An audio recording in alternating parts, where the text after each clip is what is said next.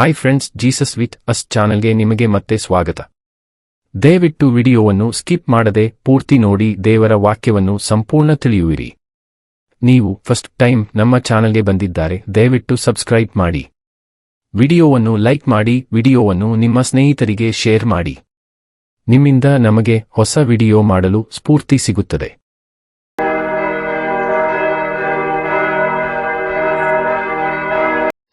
ನ್ಯಾಯಸ್ಥಾಪಕರು ಅಧ್ಯಾಯ 9. ಗಿದ್ಯೋನನ ಮಗ ಅಬೀಮೆಲೆಕನು. ಯೆರುಬ್ಬಾಳನ ಮಗನಾದ ಅಬೀಮೆಲೆಕನು ಶೆಕೆಮಿಗೆ ಹೋಗಿ ತನ್ನ ಸೋದರ ಮಾವಂದಿರಿಗೂ ತಾಯಿಯ ಬಂಧುಗಳೆಲ್ಲರಿಗೂ ಹೇಳಿದ್ದೇನೆಂದರೆ, ನೀವು ದಯವಿಟ್ಟು ಶೆಕೆಮಿನ ಹಿರಿಯರನ್ನು ಮಾತಾಡಿಸಿ, ಯೆರುಬ್ಬಾಳನ 70 ಮಂದಿ ಮಕ್ಕಳು ನಿಮ್ಮನ್ನು ಆಳುವುದು ಒಳ್ಳೆಯದೋ ಅಥವಾ ಒಬ್ಬನೇ ಆಳುವುದು ಮೇಲೋ ಎಂದು ಅವರನ್ನು ಕೇಳಿ, ನಾನು ಅವರ ರಕ್ತ ಸಂಬಂಧಿಯಾಗಿದ್ದೇನೆಂಬುದನ್ನು ಜ್ಞಾಪಕಪಡಿಸಿರಿ ಅಂದನು. ಅವರು ಶೆಕೆಮಿನ ಹಿರಿಯರ ಬಳಿಗೆ ಹೋಗಿ ಅಬೀಮೆಲೆಕನ ವಿಷಯದಲ್ಲಿ ಹಾಗೆಯೇ ಹೇಳಲು, ಅವರು, ಇವನು ನಮ್ಮ ಸಹೋದರನಾಗಿದ್ದಾನಲ್ಲ ಅಂದುಕೊಂಡು ಅವನ ಪಕ್ಷವನ್ನು ಹಿಡಿಯುವುದಕ್ಕೆ ಒಡಂಬಟ್ಟರು. ಮತ್ತು ಅವರು ಬಾಳ್ ಬೆರೀತಿನ ದೇವಸ್ಥಾನದಿಂದ 70 ರೂಪಾಯಿಗಳನ್ನು ಅವನಿಗೆ ಕೊಟ್ಟರು. ಅವನು ಈ ಹಣದಿಂದ ಕೆಲವು ಮಂದಿ ಕಾಕಪೋಕರನ್ನು ಕೂಡಿಸಿ ಅವರ ನಾಯಕನಾಗಿ ಹೊರಟು ಒಫ್ರದಲ್ಲಿದ್ದ ತನ್ನ ತಂದೆಯಾದ ಯೆರುಬ್ಬಾಳನ ಮನೆಗೆ ಹೋಗಿ ಅವನ 70 ಮಂದಿ ಮಕ್ಕಳನ್ನು ಹಿಡಿದು ಒಂದೇ ಬಂಡೆಯ ಮೇಲೆ ಕೊಲ್ಲಿಸಿದನು.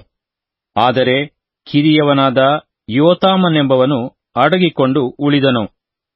ತರುವಾಯ ಎಲ್ಲಾ ಶೆಕೆಮಿನವರು, ಮಿಲ್ಲೋ ಕೋಟೆಯವರು ಶೆಕೆಮಿನ ಬಳಿಯಲ್ಲಿ ಜ್ಞಾಪಕ ಸ್ತಂಭವಿರುವ ಏಲೋನ್ ವೃಕ್ಷದ ಹತ್ತಿರ ಕೂಡಿ ಬಂದು ಅಬೀಮೆಲೆಕನನ್ನು ತಮ್ಮ ಅರಸನನ್ನಾಗಿ ಏರ್ಪಡಿಸಿಕೊಂಡರು.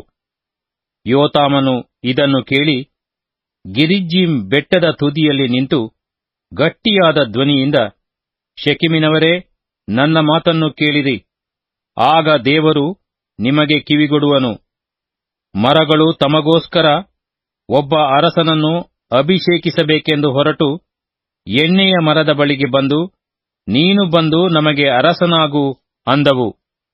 ಆಗ ಅದು ಅವುಗಳಿಗೆ, ನನ್ನಲ್ಲಿರುವ ಎಣ್ಣೆಗೋಸ್ಕರ ದೇವತೆಗಳೂ ಮನುಷ್ಯರು ನನ್ನನ್ನು ಘನಪಡಿಸುತ್ತಾರೆ. ಇದನ್ನು ಬಿಟ್ಟು ಮರಗಳ ಮೇಲೆ ಓಲಾಡುವುದಕ್ಕೆ ಬರಬೇಕೋ ಅಂದಿತು. ತರುವಾಯ ಅವು ಅಂಜೂರ ಗಿಡದ ಬಳಿಗೆ ಹೋಗಿ ಅದಕ್ಕೆ, ನೀನು ಬಂದು ನಮ್ಮ ಅರಸನಾಗು ಅನ್ನಲು, ಅದು, ನಾನು ನನ್ನ ಶ್ರೇಷ್ಠವಾದ ಮಧುರ ಫಲದಾನವನ್ನು ಬಿಟ್ಟು ಮರಗಳ ಮೇಲೆ ಓಲಾಡುವುದಕ್ಕೆ ಬರಬೇಕೋ ಅಂದಿತು. ಅನಂತರ ಅವು ದ್ರಾಕ್ಷಾಲತೆಯ ಬಳಿಗೆ ಹೋಗಿ, ನೀನು ಬಂದು ನಮ್ಮ ಅರಸನಾಗು ಎನ್ನಲು, ಅದು ಅವುಗಳಿಗೆ, ನಾನು ನನ್ನ ರಸದಿಂದ ದೇವತೆಗಳಿಗೂ ಮನುಷ್ಯರಿಗೂ ಆನಂದ ಕೊಡುವುದನ್ನು ಬಿಟ್ಟು ಮರಗಳ ಮೇಲೆ ಓಲಾಡುವುದಕ್ಕೆ ಬರಬೇಕೋ ಅಂದಿತು. ಕಡೆಗೆ ಎಲ್ಲಾ ಮರಗಳು ಮುಳ್ಳುಗಿಡದ ಬಳಿಗೆ ಹೋಗಿ, ನೀನು ಬಂದು ನಮ್ಮ ಅರಸನಾಗು ಅನ್ನಲು, ಅದು, ನೀವು ಯಥಾರ್ಥ ಮನಸ್ಸಿನಿಂದ ನನಗೆ ರಾಜ್ಯಾಭಿಷೇಕ ಮಾಡಬೇಕೆಂದಿರುವುದಾದರೆ ಬಂದು ನನ್ನ ನೆರಳನ್ನು ಆಶ್ರಯಿಸಿಕೊಳ್ಳಿರಿ. ಇಲ್ಲವಾದರೆ ನನ್ನಿಂದ ಬೆಂಕಿ ಹೊರಟು ಲೆಬನೋನಿನ ದೇವದಾರು ವೃಕ್ಷಗಳನ್ನು ದಹಿಸಿಬಿಡುವುದು ಎಂದಿತು. ನೀವು ಅಬೀಮೆಲೆಕನನ್ನು ಅರಸನನ್ನಾಗಿ ಮಾಡಿದ್ದು ನ್ಯಾಯವೋ? ಅದು ಧರ್ಮ ಕಾರ್ಯವೋ? ಯೆರುಬ್ಬಾಳನು ನಿಮಗೆ ಮಾಡಿದ ಉಪಕಾರಕ್ಕೋಸ್ಕರ ನೀವು ಅವನಿಗೂ ಅವನ ಮನೆಯವರಿಗೂ ಪ್ರತ್ಯುಪಕಾರ ಮಾಡಿದಿರೋ? ನನ್ನ ತಂದೆಯು ತನ್ನ ಜೀವದ ಆಶೆಯನ್ನು ತೊರೆದು ಹೋರಾಡಿ ನಿಮ್ಮನ್ನು ಮಿದ್ಯಾನ್ಯರ ಕೈಯಿಂದ ಬಿಡಿಸಿದನಲ್ಲ.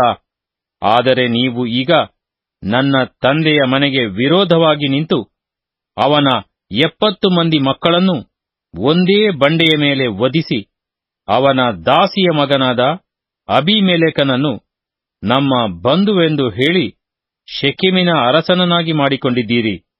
ನೀವು ಈಗ ಯೆರುಬ್ಬಾಳನಿಗೂ ಅವನ ಮನೆಯವರಿಗೂ ಮಾಡಿದ್ದು ನ್ಯಾಯವೂ ಧರ್ಮವೂ ಆಗಿದ್ದರೆ ಅಬೀಮೆಲೆಕನಲ್ಲಿ ಆನಂದಿಸಿರಿ.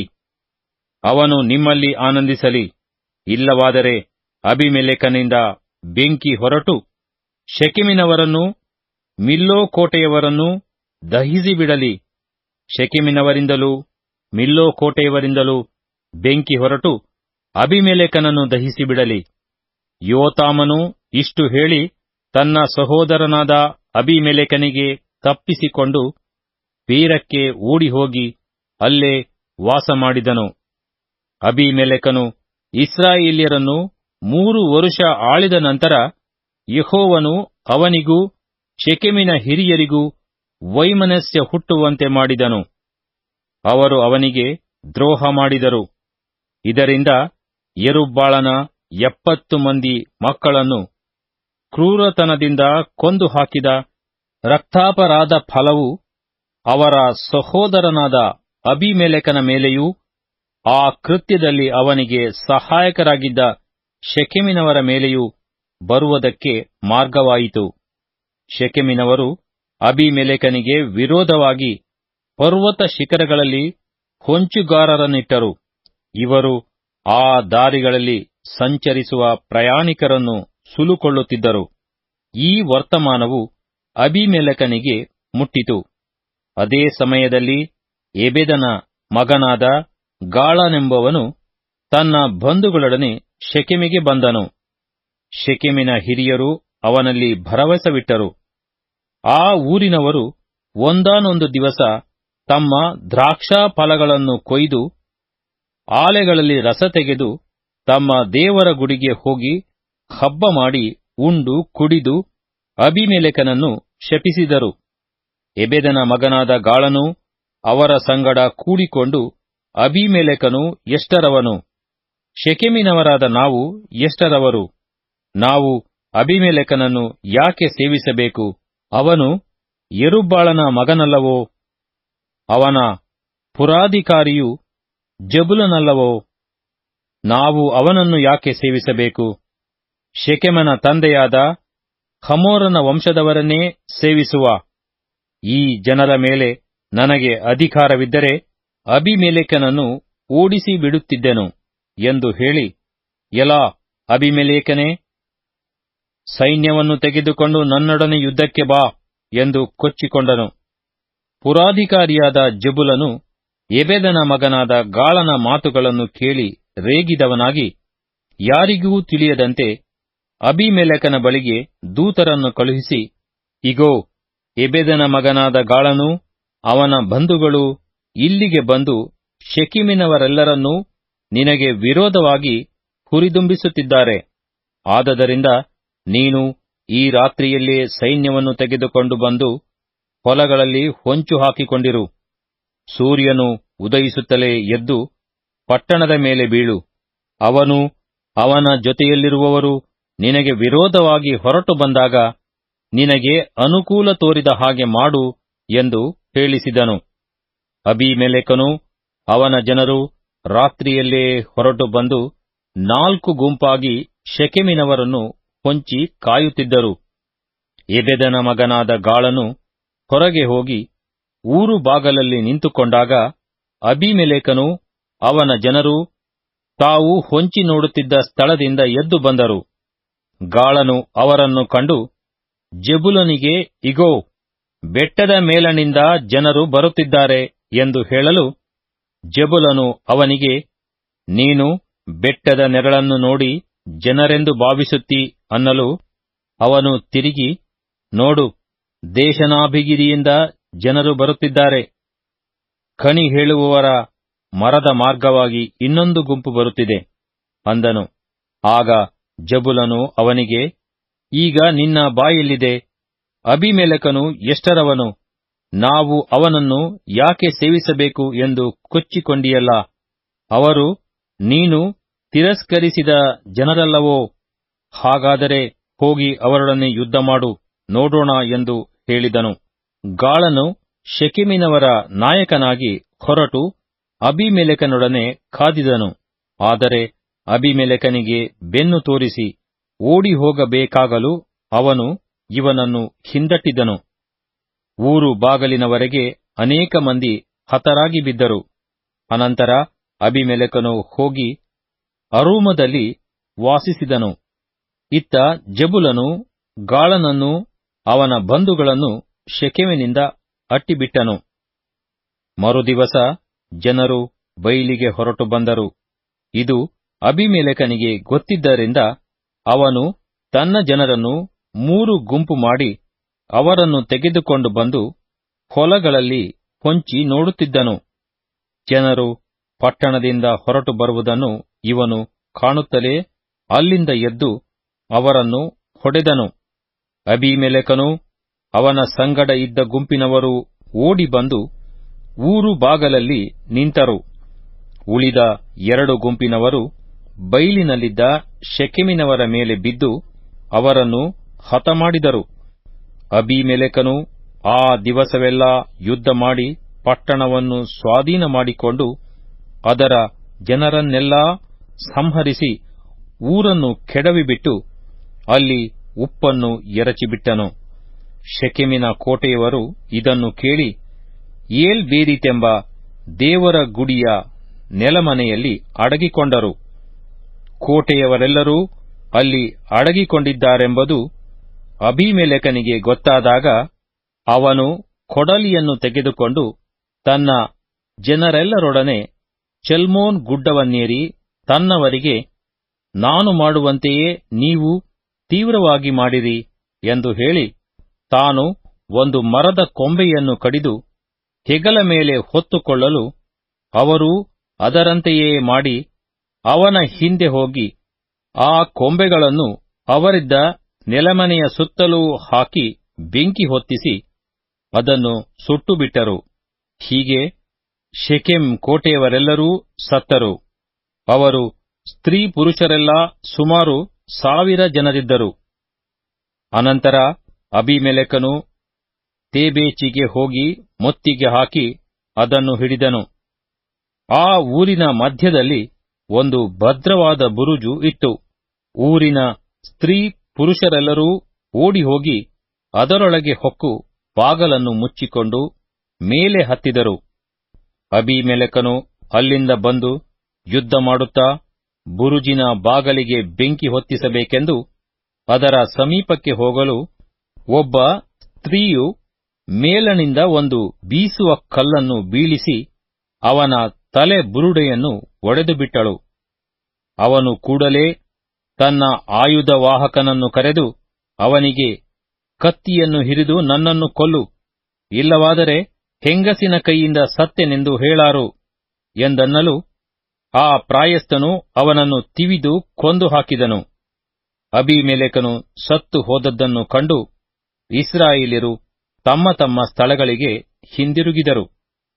70 ಮಂದಿ ಸಹೋದರರನ್ನು ಕೊಂದು ಹಾಕಿ ತನ್ನ ತಂದೆಗೆ ದ್ರೋಹಿಯಾದ ಅಬೀಮೆಲೆಕನಿಗೆ ದೇವರು ಈ ರೀತಿಯಾಗಿ ಮುಯ್ಯಿ ತೀರಿಸಿದನು.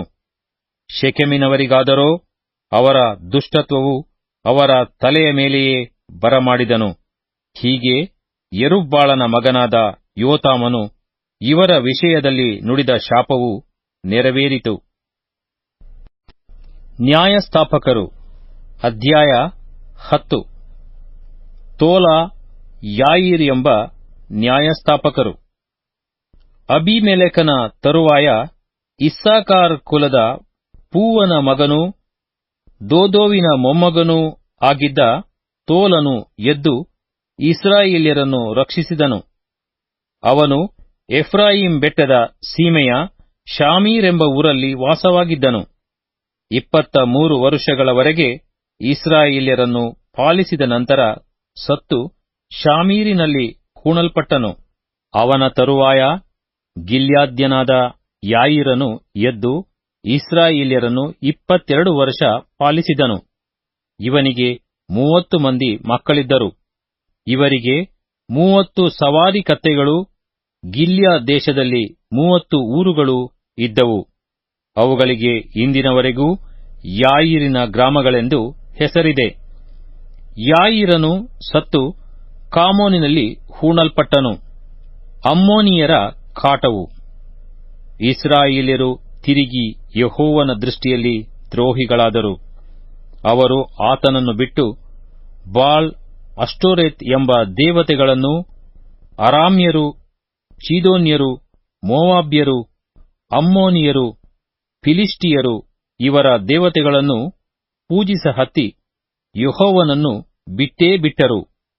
ಆದದರಿಂದ ಆತನು ಇಸ್ರಾಯೇಲ್ಯರ ಮೇಲೆ ಕೋಪವುಳ್ಳವನಾಗಿ ಅವರನ್ನು ಫಿಲಿಷ್ಟಿಯರ ಮತ್ತು ಅಮ್ಮೋನಿಯರ ಕೈಗೆ ಒಪ್ಪಿಸಿಬಿಟ್ಟನು.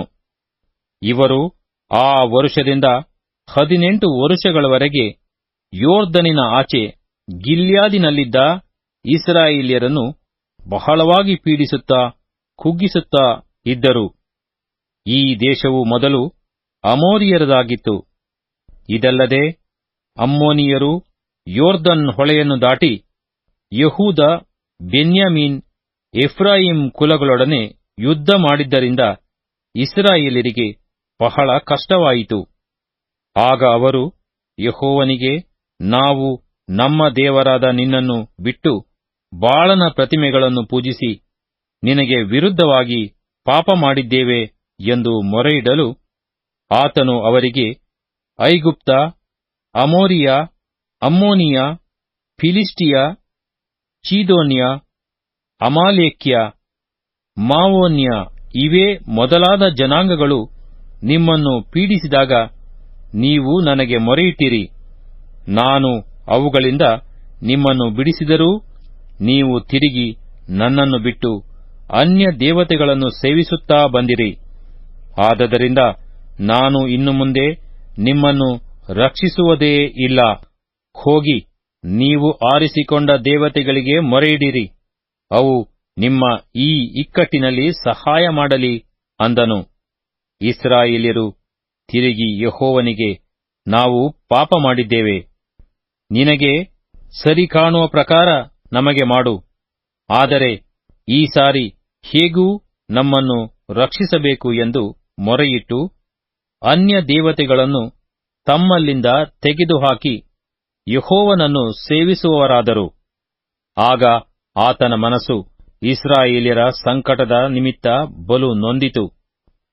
ಅಮ್ಮೋನಿಯರು ದಂಡೆತ್ತಿ ಬಂದು ಗಿಲ್ಯಾದಿನಲ್ಲಿ ಇಳುಕೊಳ್ಳಲು ಇಸ್ರಾಯೇಲ್ಯರು ಕೂಡಿ ಮಿಷ್ಪೆಯಲ್ಲಿ ಪಾಳೆಯ ಮಾಡಿಕೊಂಡರು. ಗಿಲ್ಯಾದಿನ ಜನರು, ಅಧಿಪತಿಗಳು, ನಮ್ಮಲ್ಲಿ ಅಮ್ಮೋನಿಯರೊಡನೆ ಯುದ್ಧಕ್ಕೆ ಕೈ ಹಾಕುವವನಾವನು, ಅಂಥವನನ್ನು ಗಿಲ್ಯಾದಿನವರೆಲ್ಲರ ಮೇಲೆ ನಾಯಕನನ್ನಾಗಿ ಮಾಡೇವಲ್ಲ ಎಂದು ತಮ್ಮ ತಮ್ಮೊಳಗೆ ಮಾತಾಡಿಕೊಂಡರು.